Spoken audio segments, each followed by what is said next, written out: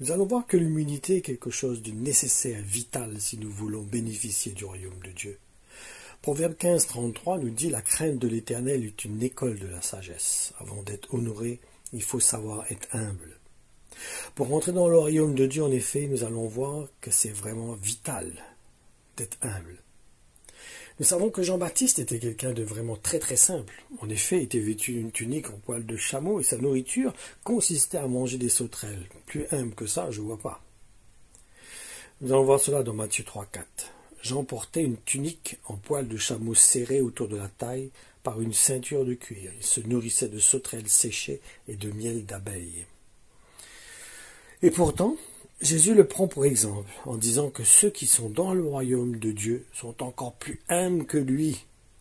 En effet, dans Matthieu 11, versets 11 et 12, il nous est dit, vraiment je vous l'assure, parmi les hommes qui ont été enfantés ici-bas, Jean est le plus grand de tous, et pourtant, le plus humble dans le royaume des cieux lui est supérieur.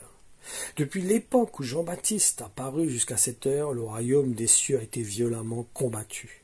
Des hommes violents ont essayé de s'en emparer de force et l'ont saccagé.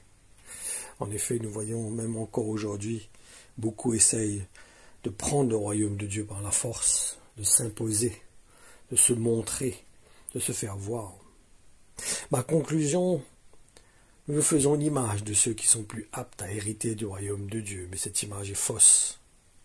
Jésus veut nous alerter en nous faisant comprendre qu'il faut être humble si nous souhaitons hériter du royaume de Dieu. Nous avons tendance à attirer, le monde a besoin de voir des personnes qui se tiennent à la brèche, qui sont là, qui se présentent comme des hommes forts, des hommes qui sont bien habillés, des jolis costumes, des gens qui présentent bien, qui ont un beau langage. C'est pas du tout ces qualités-là que Dieu recherche. Et c'est pas ces qualités-là non plus qui vont nous permettre d'hériter du royaume des cieux. Ce qui va nous montrer, ce que nous montre Jésus, ce qui nous va permettre d'hériter du royaume de Dieu, c'est l'humilité. C'est pour ça que Jésus dit, si vous ne devenez pas comme des petits enfants, vous ne pourrez pas hériter du royaume de Dieu. C'est encore un message d'alerte qui nous lance en disant que l'humilité est quelque chose de principal pour hériter du royaume de Dieu.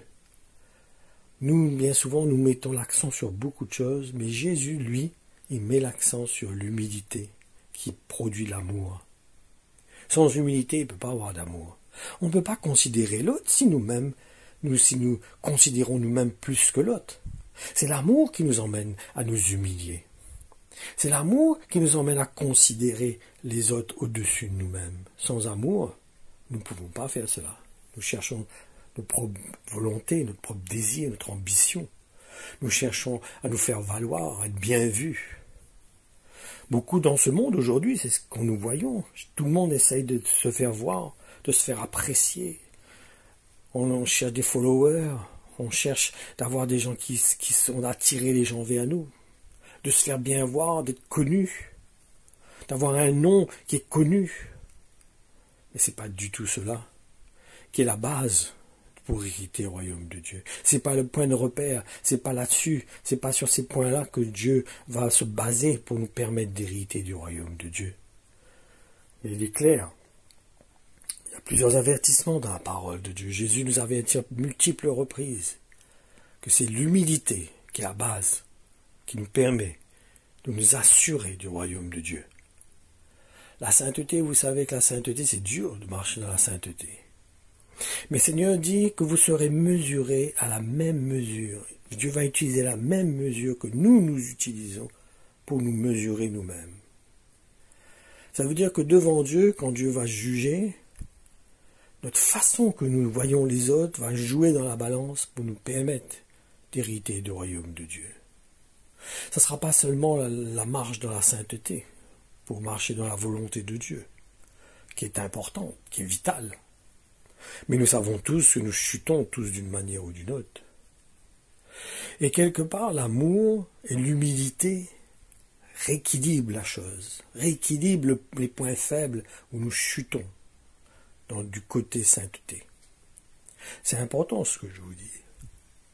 Ça va vous permettre de savoir que si vous marchez dans l'humilité et dans l'amour, cela va vous permettre de rajouter quelque part des points dans les domaines où vous avez failli, pour vous permettre d'acquérir le royaume de Dieu. Nous savons qu'il s'obtient par la foi en Jésus-Christ, mais la foi, l'apôtre Jacques dit, la foi sans les œuvres est morte. Donc attention, comprenons la parole de Dieu, saisissons les avertissements du Seigneur que Dieu nous donne au travers de sa parole. Ne négligeons pas des petits points comme ça. Peut-être que nous, on n'a jamais vraiment pris attention. Les prédicateurs non plus ne parlent pas de ça parce qu'ils aiment se faire valoir, ils aiment qu'on les acclame, ils aiment être vus, ils aiment être élevés, ils aiment quand on les congratule, ils aiment l'argent, beaucoup. Beaucoup aiment, on va voir un joli costume qui coûte très cher, une grosse voiture, ils vont à l'hôtel de luxe, ils vont dans des restaurants de luxe, ils vont quand ils voyagent, ils vont pas dans la classe affaires, hein, ils vont, ça veut dire encore moins tourisme, ils vont dans le grand luxe. Ah oui, ben non, pourquoi pas.